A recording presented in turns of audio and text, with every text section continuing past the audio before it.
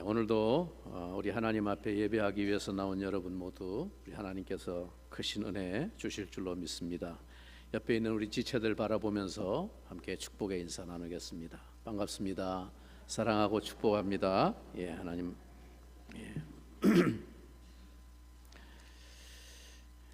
오늘은 특별히 뜻깊은 우리 교회 설립 기념 주일입니다. 오늘 말씀을 마태복음 16장 13절부터 18절까지 말씀을 보도록 하겠습니다.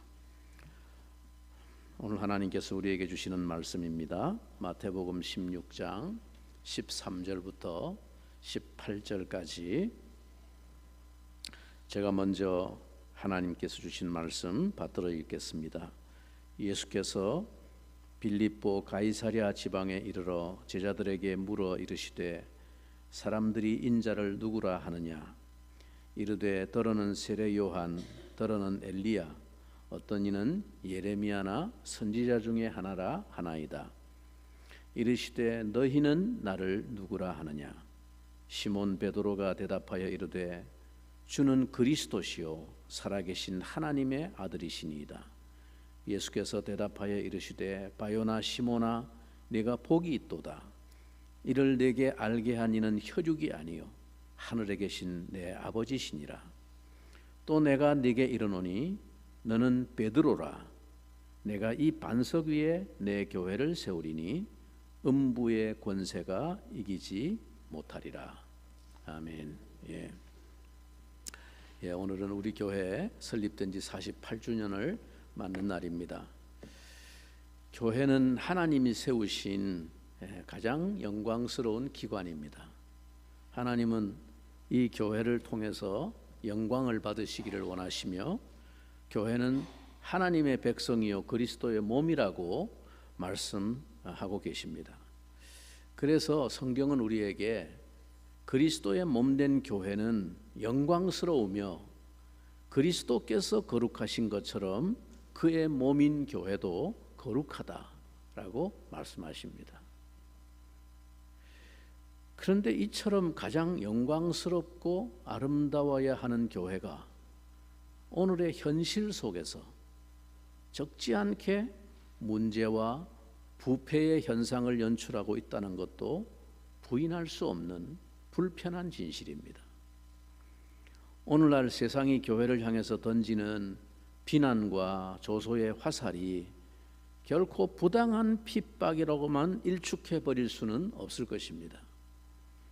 물론 모든 교회가 다 그렇다고 할 수는 없으나 사실상 교회 내부는 점점 세속화되어 가고 극도로 힘을 상실하여 세상을 향해서는 무기력한 그런 교회상을 보이고 있다는 것이 결코 과장된 표현은 아닐 것입니다.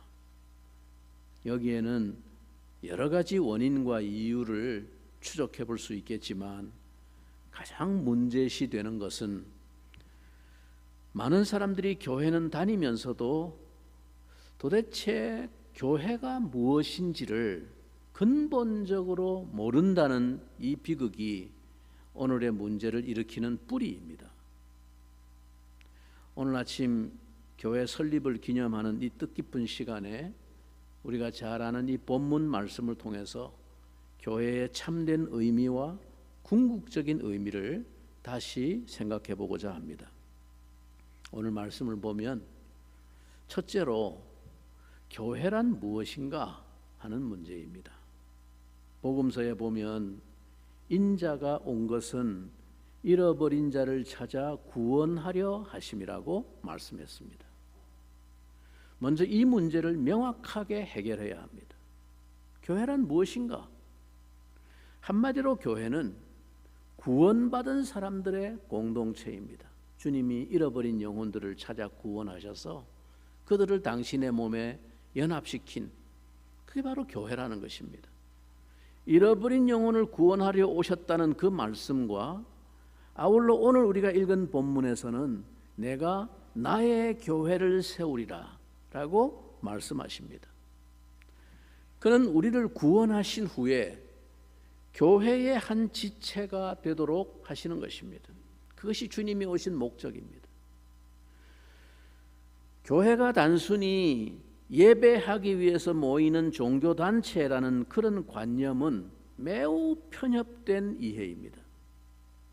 교회는 모든 구원받은 신자가 그리스도의 몸의 지체들로 연합되어서 한 몸을 이루고 그 복음의 사명을 함께 이루어가는 공동체임을 근본적으로 이해하고 깨달아야 합니다. 즉, 나 개인의 구원과 교회는 필연적인 관계입니다.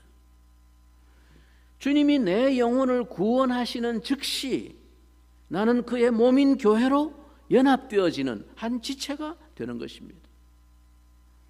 한 가지 분명한 것은 교회가 무엇인가? 교회는 예배당이 아닙니다. 교회는 이 예배당 건물을 의미하지 않습니다. 본래 초기 기독교 교회 역사에는 교회가 별도의 건물도 당연히 없었을 뿐만 아니라 우리나라 교회 역사에도 수십 년 전 제가 어린 시절만 해도 예배당 건축을 하고 건물을 세워도 앞에 현판에다가 땡땡교회 예배당이라고 이름을 붙여 새겨서 붙였습니다. 무슨 교회 예배당. 즉, 그 건물, 그 장소는 뭐뭐 교회가 예배 드리기 위해 모이는 집이라는 뜻이죠. 우리가 경로당 그러면 노인들이 모이기 위해서 만든 집이에요. 노인들이 떠나면 집으로 다 돌아가고 그건 빈 건물이에요. 마을회관 그럼 마을 사람들이 모이는 그냥 건물이에요. 그게 무슨 특별한 의미가 없는 거예요. 예배당 그러면 그리스도인들이 함께 모여서 예배하기 위한 장소의 집이에요. 그런데 언제부턴가 교회가 규모가 성장하면서 건물을 거창하게 건축하고 그리고 나서 이름을 바로 거기다가 무슨 교회라고 붙이기 시작을 했는데 지금은 아주 소수를 제외하고는 지금도 그런 곳이 있더라고요. 아주 소수를 제외하고는 대부분이 다 건축을 하면 당연히 무슨 교회라고 이름을 붙입니다. 우리 교회도 그렇게 되어 있죠. 성약교회 되어 있습니다. 다 그러니까 좀 시대가 그래서 알게 모르게 사람들의 관념과 의식 속에 예배당 그 건물을 교회라고 생각하는 게 고착화된 겁니다. 거기서 한 걸음 더 나아가서 이제는 그 건물의 무게와 의미를 더하기 위해서 대형 교회를 중심으로 언제부턴가 성전이라는 이름을 붙이기 시작했습니다. 심지어 아주 큰 대형 교회는 건물이 몇 채 되면 제1성전, 제2성전, 성전이라고 이름을 붙이기 시작했습니다.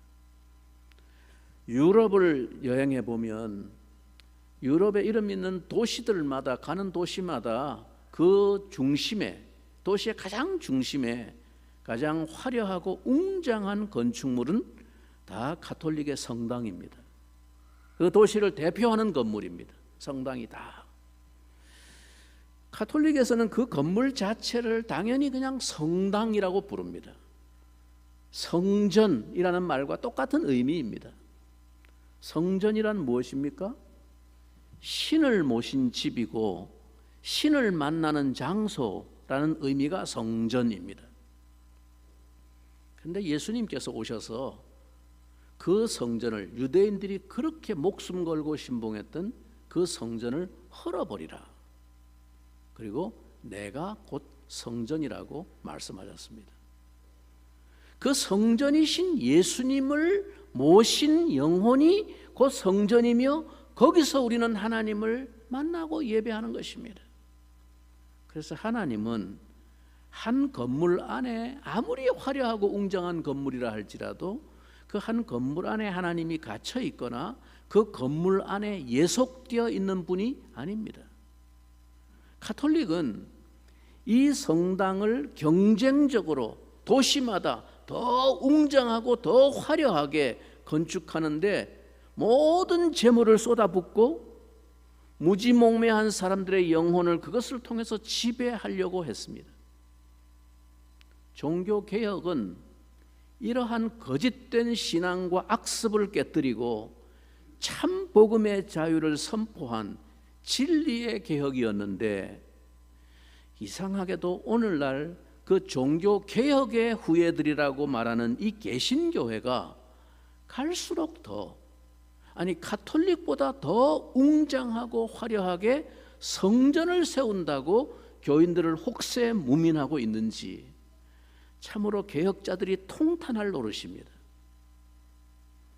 여러분, 예배당은 구원받은 성도들이 하나님을 예배하고 복음의 교제를 나누기 위해 매주 이리저리 적당한 장소를 찾아 떠돌아다니지 않고, 초대교회는 그랬거든요. 장소가 없으니까 공동묘지 무덤 같은데 사람들의 눈을 피해서 옮겨 다니면서 예배 드렸어요. 그래도 그게 교회였습니다.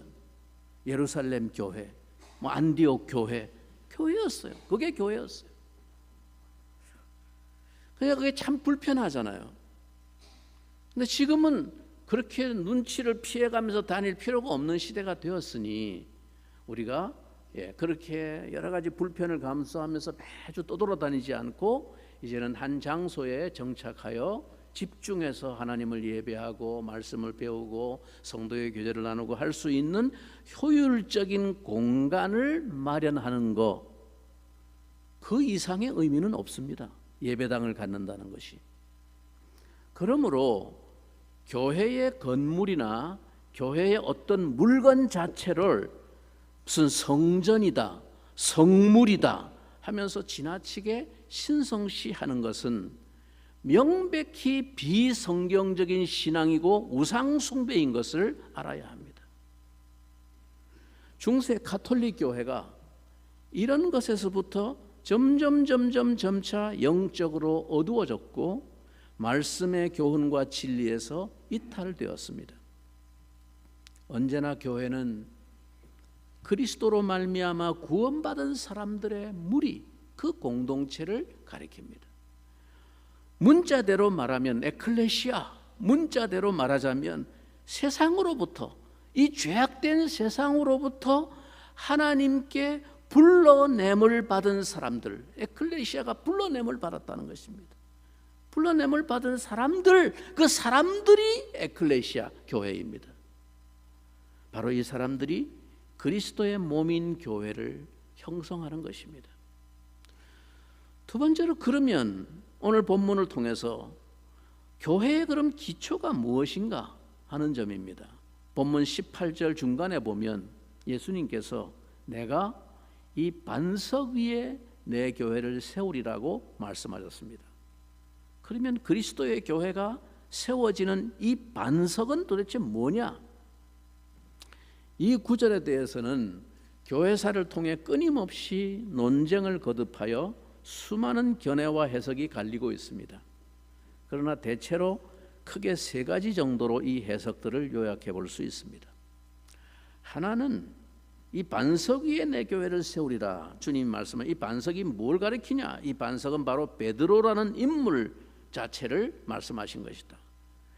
예수님이 이 말씀을 베드로의 신앙 고백을 듣고 나서 바로 그에게 하신 말씀이니까, 그래서 이것은 로마 가톨릭의 전통적인 해석으로 베드로가 그래서 초대 교황이고 이 교황을 통해서 교회가 세워졌다라는 것입니다.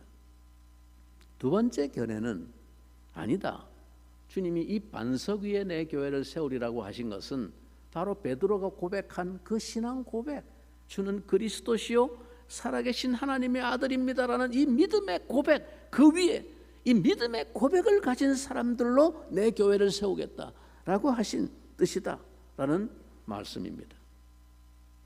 이것은 초대 교부인 어거스틴과 제롬과 같은 이 교부들로부터 시작해서 오늘날까지 많은 복음주의 계통의 교회들이 전통적으로 받아들이고 있는 해석입니다. 그런데 이 첫 번째 로마 가톨릭의 견해는 몇 가지 이유 때문에 성경적으로 부당한 해석입니다. 오늘 본문을 우리가 계속 읽어보면 이어지는 21절부터 예수님께서 이제 자신이 십자가를 지실 순환에 대해서 말씀하시는 장면이 나옵니다. 그 얘기를 듣고 베드로가 화들짝 놀라면서 절대로 그럴 수 없습니다 라고 주님의 십자가로 가시는 길을 가로막고 막아섰습니다. 그때 주님께서 이 베드로를 향해서 23절에 이렇게 말씀하십니다. 여러분 23절을 한번 주목해 보십시오. 예수께서 돌이키시며 베드로에게 이르시되 사탄아 내 뒤로 물러가라. 너는 나를 넘어지게 하는 자로다. 주님이 이 반석 위에 내 교회를 세우리라고 말씀하셨는데 만약에 베드로가 그 반석이라면 그 위에 교회를 세우겠다고 하셨는데 23절에 보니까 주님은 그 베드로가 너는 나를 세우는 자가 아니라 무너지게 하는 자로다 그랬어요. 그게 앞뒤가 말이 안 맞죠. 만일 이와 같이 금세 불과 몇 초 사이에 사탄의 지배를 받는 자리에 전락할 수 있는 이런 연약하고 불완전한 인간 위에 예수 그리스도의 교회가 세워진다면 그 교회는 얼마나 불완전하고 연약한 것일까요? 그리고 이 구절의 헬라어 원문을 자세히 살펴보면 예수님이 베드로에게 이 고백을 듣고 나서 너는 베드로라, 이 원문에 보면 너는 페트로스라고 말씀하셨습니다. 페트로스라는 말이 보통 반석, 돌 그런 뜻인데요. 근데 이어서 예수님께서 근데 내가 이 반석 위에 내 교회를 세우리라 하실 때 이 반석이라는 말은 헬라어 원문에 보면 페트라라는 단어입니다. 앞에 베드로를 말할 때는 페트로스, 이 반석 위에라고 말할 때는 페트라라는 단어를 썼습니다. 그런데 여러분 페트로스라는 말은 남성을 가리키는 명사, 남성 명사인데 뒤에 반석이라는 이 단어 페트라라는 단어는 헬라어의 여성 명사입니다. 그러니까 우리가 잘 몰라도 단순히 생각해봐도 이 두 단어는 각각 다른 대상을 가리키는 것이구나 라는 걸 알 수 있죠. 어떻게 남자가 갑자기 여자가 돼요? 문법적으로도 말이 안 맞죠. 페트로스라고 하는 베드로를 가리킨 이 말씀은 정확히 말하면 뭐 조약돌이나 짱돌 뭐 그런 것은 아니지만 어떤 건물을 건축할 때 담을 쌓아 올리는 호박돌 같은 큼지막한 돌, 혹은 기둥을 세울 때 밑받침을 쓰는 주춧돌, 이런 정도의 돌을 가리켜 페트로스라고 말을 합니다.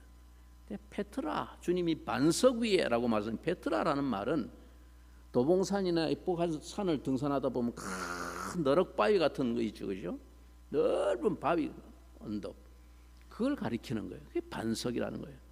즉 작은 돌들이 쪼개져 나올 수 있는 돌들의 모체가 되는 거대한 반석을 의미해서 여성 명사로 씁니다. 모체가 되는 돌이다. 그 페트라라고 씁니다. 그러니까 여러분 베드로가 예수님이 말씀하신 반석이라는 것은 앞뒤가 말이 안 맞는다는 것이 문장만 잘 살펴봐도 알 수 있어요. 그러면 두 번째로 베드로가 한 이 신앙 고백, 주는 그리스도시요 살아계신 하나님의 아들입니다라는 이 신앙 고백을 기초로 해서 그걸 반석으로 삼아 그 위에 내 교회를 세우리라는 이 해석은 전통적으로 복음적으로 타당한 해석이긴 합니다만 그러나 조금 아쉬운 면이 있습니다. 중요한 것은 그럼 그 신앙 고백의 주인이 되시고 대상이 되시는 예수 그리스도 그분 자체인 것입니다. 성경은 전통적으로 반석을 비유할 때 하나님, 주님으로 비유하고 묘사해 왔습니다. 구약의 많은 시편들이나 많은 비유를 보면 주는 나의 뭐라고요? 반석이시오. 주는 나의 산성이시오. 주는 나의 요새이시오. 주님은 나의 반석이다. 반석이 누구라고요? 주님. 그래서 사도 바울도 신약 성경에 와서 고린도전서 10장 4절에서 그 반석은 곧 그리스도라고 말을 했고 3장 11절에서는 이 닦아둔 것 외에 능히 다른 터를 닦아둘 자가 없으니 이 터는, 이 교회를 세우는 터는 뭐라고요? 곧 예수 그리스도시라 라고 선포했습니다. 그렇습니다. 이 반석은 바로 예수 그리스도이시고 이 그리스도의 터 위에 영광스러운 그의 몸인 교회가 세워지는 것입니다. 십자가를 향해서 걸음을 옮기시는 예수님께서는 오늘 본문에 있는 바와 같이 3년 동안 훈련시킨 제자들에게 어느 날 가장 중요한 한 가지 질문을 던졌습니다. 오늘 본문에 있는 대로 얘들아, 사람들이 도대체 나를 누구라고 말하더냐? 이러쿵저러쿵 사람들의 생각을 제자들이 다 보고를 하자 주님은 다시 단도직입적으로 제자들에게 물었습니다. 너희는 나를 누구라고 하느냐? 왜 이 질문이 중요할까요? 기독교는 그리스도와 그 생명을 같이 합니다. 이 근본적인 질문에 대해서 예수를 누구라고 생각하느냐? 이 근본적인 질문에 대해서 확답을 가진 사람만이 그리스도의 몸에 연합되어 지체가 되고 교회로 세워집니다. 이 질문에 대한 대답 여하에 따라서 기독교 신앙의 진위를 구분할 수 있게 되는 것입니다. 여러분은 참으로 예수를 누구라고 생각하십니까? 참 위대한 훌륭한 종교의 성인이고 지도자이시다. 본받을 만한 위인이다. 여러분의 마음에, 양심에 진실된 대답을 해보시기 바랍니다. 여러분은 예수를 누구라고 생각하십니까? 주는 그리스도시요 구원자이시요 살아계신 하나님의 아들이십니다. 예수님은 베드로의 이 고백을 대단히 기뻐하셨습니다.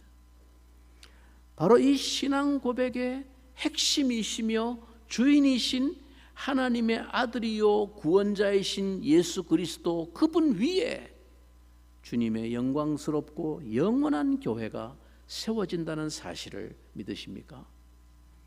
교회의 진정한 기초는 어떤 위대한 성인도 아니고 예수 그리스도이십니다.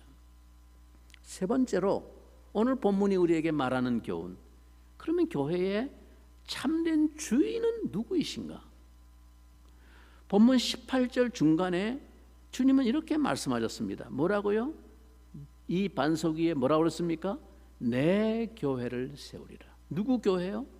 주님이 말씀하셨습니다. My church, 내 교회. 왜냐하면 그리스도의 몸으로 세워지는 교회인 우리 한 사람 한 사람을 주님이 당신의 목숨값으로, 피값으로 사셔서 자기 소유로 이적하셨기 때문입니다. 예수 그리스도 이외에 그 어느 누구도 교회의 주인이 될 수 없습니다. 어떤 사람이 교회를 설립하는데 아무리 주도적인 헌신을, 큰 몫을 감당하고 역할을 했다 하더라도 교회는 그 사람의 것이 될 수 없습니다. 우리 주님은 교회인 우리를 위해서 그 사람의 헌신과는 감히 비교도 할 수 없는 자기 목숨을 대신 지불하셨기 때문입니다. 우리가 이 사실을 마음판에 새기고 뼈에 새겨야 합니다.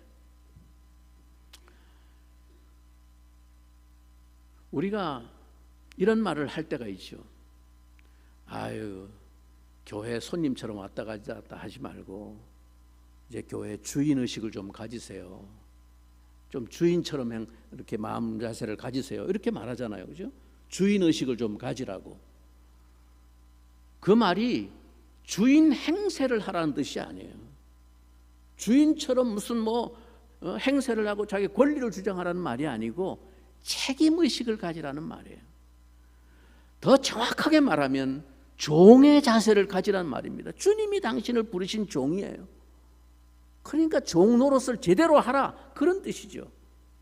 성경은 우리를 비유할 때 집 주인이라고 비유하신 적도 있고 종이라고 비유하신 적도 있습니다.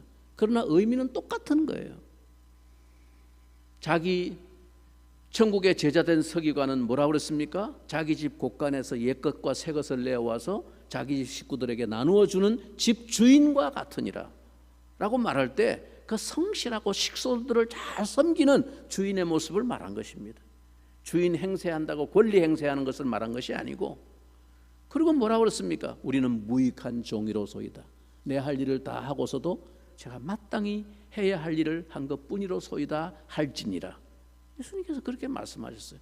결국 똑같은 말입니다. 자, 여러분, 우리가 교리상으로 또 이론적으로는 다 교회가 주님의 것이라고 말합니다. 다 알고 있습니다. 그러나 오늘날 지상의 교회 현실에서는 이런 가슴 아픈 모습들이 너무도 흔하게 일어나고 있기 때문입니다. 장로의 갑질, 목사의 제왕적인 굴림, 어느새 이렇게 주님의 자리를 찬탈하는 영적인 쿠데타 소식들이 오늘날 세상 가운데서 교회의 영광을 그야말로 망가뜨리고 있는지, 우리는 어떠한 인물에게도 영혼의 시선을 집중할 수 없습니다. 오직 교회의 머리이시고 주인이신 그리스도께 영원하고도 신선한 영혼의 시선을 집중해야 합니다. 네 번째로, 교회는 그러면 누가 세우는가? 누가 만들어가는가? 오늘 본문 18절 다시 주목해 보십시오. 오늘 문장의 주어가 누구입니까? 뭐라고요? 내가 이 반석 위에 내 교회를 세우리니. 내가가 누굽니까? 예수 그리스도이십니다. 여기 세운다라는 동사는 헬라어 문법상으로 보면 계속 진행적인 의미를 가지고 있습니다. 즉, 지금도 주님은 당신의 교회를 계속해서 세워 가시고 계신다는 것입니다. 사람이 개척하는 것 같지만 주님이 교회를 세우는 역사를 섭리 가운데 이루어가고 계십니다.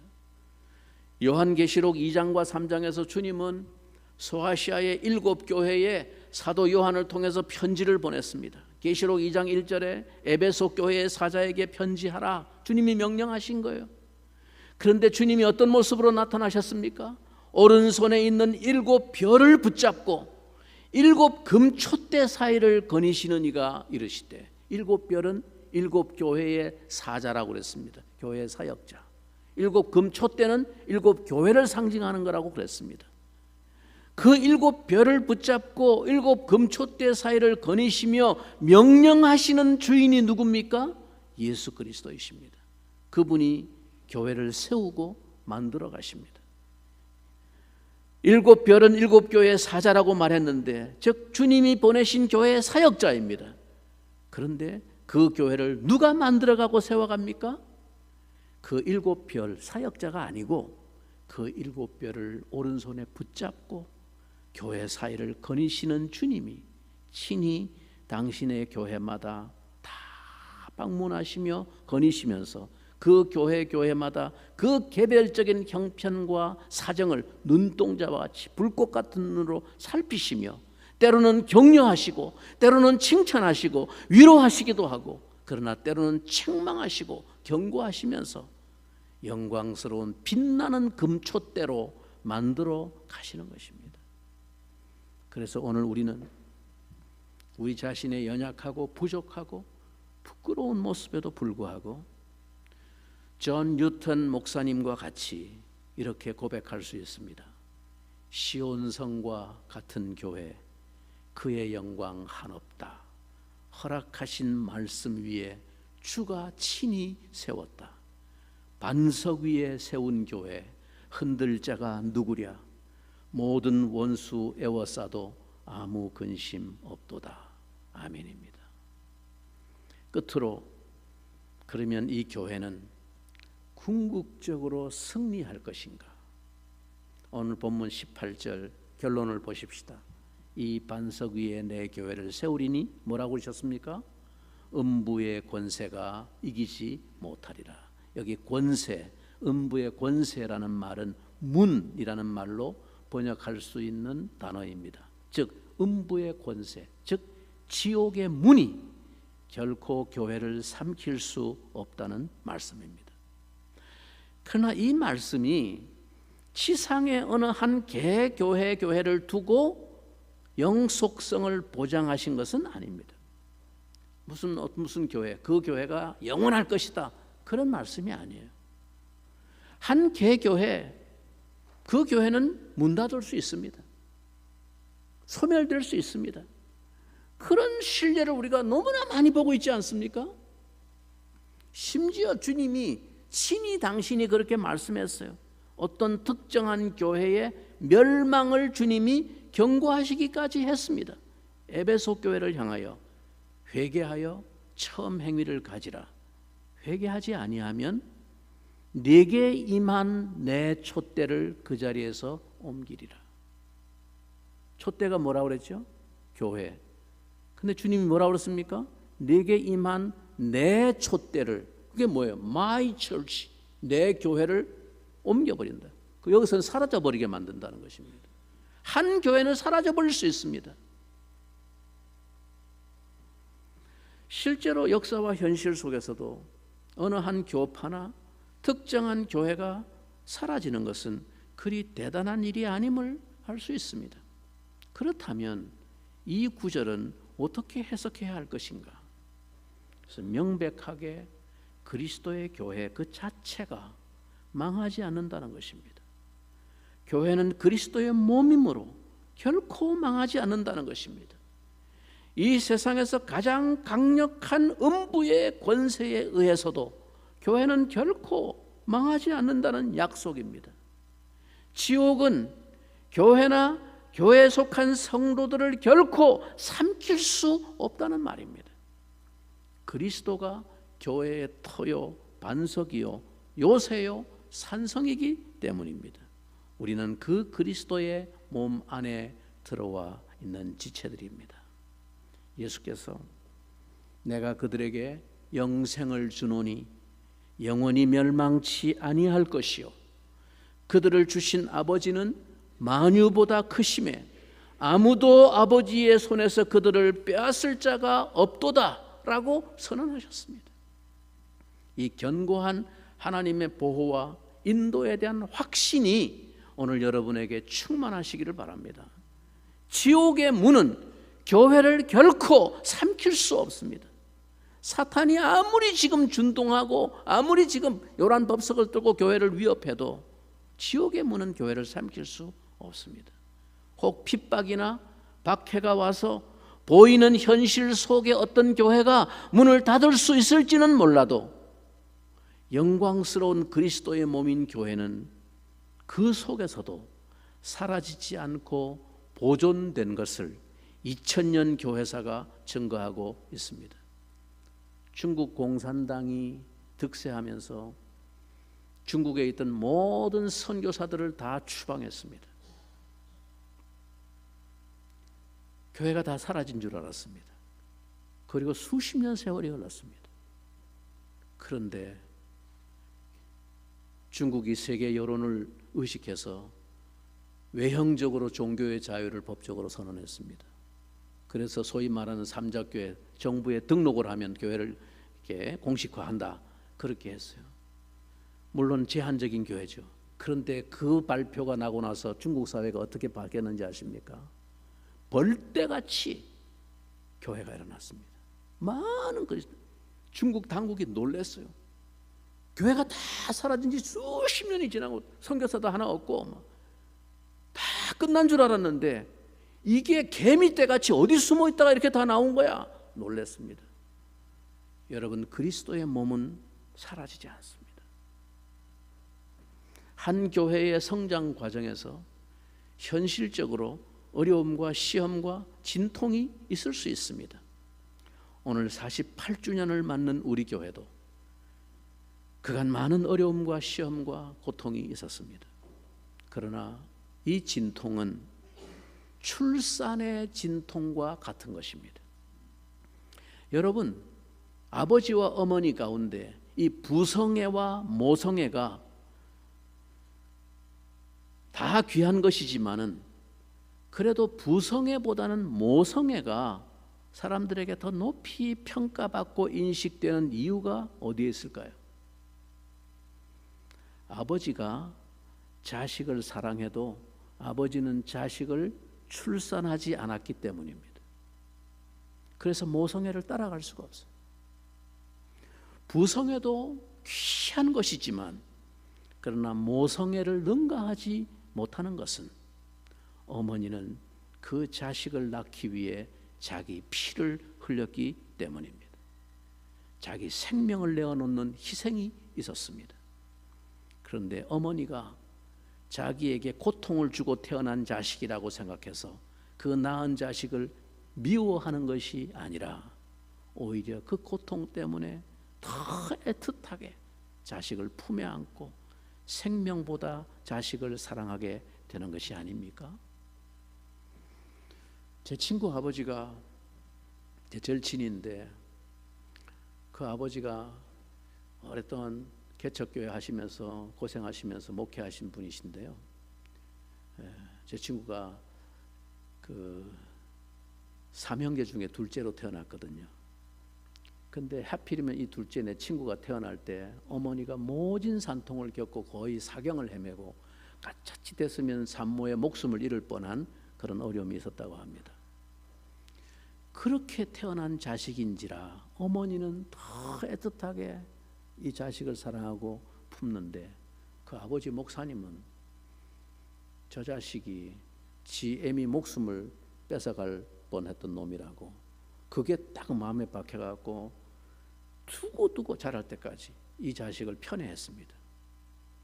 그 마음의 상처가 성인이 되어서 이 친구가 상담 심리학을 전공하고 지금은 우리 한국교계 상담학 분야에서 최고 권위자 그룹에 속해 있는데요. 그렇게 하게 된 배경이 자기 상처가 너무 크기 때문에 고통 때문에 자식을 미워했어요. 아버지는. 근데 어머니는 자기 피를 흘린 그 고통 때문에 그 자식을 더욱 사랑하게 되는 것이죠. 똑같은 이유로 우리 주님께서도 자기 피를 흘리시고 십자가의 고통으로 말미암아 피를 흘려 교회를 생산하셨기 때문에 교회를 목숨처럼 사랑하시는 것입니다. 여러분, 그래서 우리도 교회를 위한 우리의 희생이 있을수록 더욱 교회를 사랑할 수가 있는 것입니다. 이제 우리 교회가 안고 있는 여러 가지 크고 작은 어려움과 부족함과 고통을 통해서 그리스도의 몸된 교회를 더욱 사랑하는 열정이 우리에게 더 채워지기를 기도합시다. 그것이 오늘 설립 48주년 기념일을 맞아 교회를 다시 한번 생각해보는 하나님 앞에서의 성도의 바른 응답일 것입니다. 이 연약함과 이 아픔을 영광스러운 승리의 기쁨으로 바꾸며 위대한 교회의 내일을 위해서 새로운 나의 희생을 결단하며 그리스도 예수 안에서 한층 더 뜨거운 심정으로 이 시대에 주님이 인정하시는 복된 교회로 전진해 나가야 하지 않겠습니까? 우리가 주인이 되는 교회는 소망이 없지만 이 교회는 우리의 교회가 아니라 주님의 교회입니다. 주님이 세워가시는 교회입니다. 주님이 지옥의 권세도 꺾으시고 보존하시는 교회입니다. 그 확신과 감사가 우리를 다시 소망 가운데 꿈을 품고 전진하게 해주시기를 간절히 축원합니다. 우리 이 시간 같이 한번 주의 말씀을 마음에 묵상하면서 하나님, 당신의 피를 흘려 세우신 주의 몸된 교회, 영광스러운 주의 몸에 나를 붙여주시고 그 교회를 세워가는 지체가 되게 해주신 것 감사합니다. 하나님 앞에 그 소임을 죽는 날까지 충성스럽게 감당하는 우리가 되게 하여 주시옵소서. 우리 한 목소리로 한번 기도하겠습니다.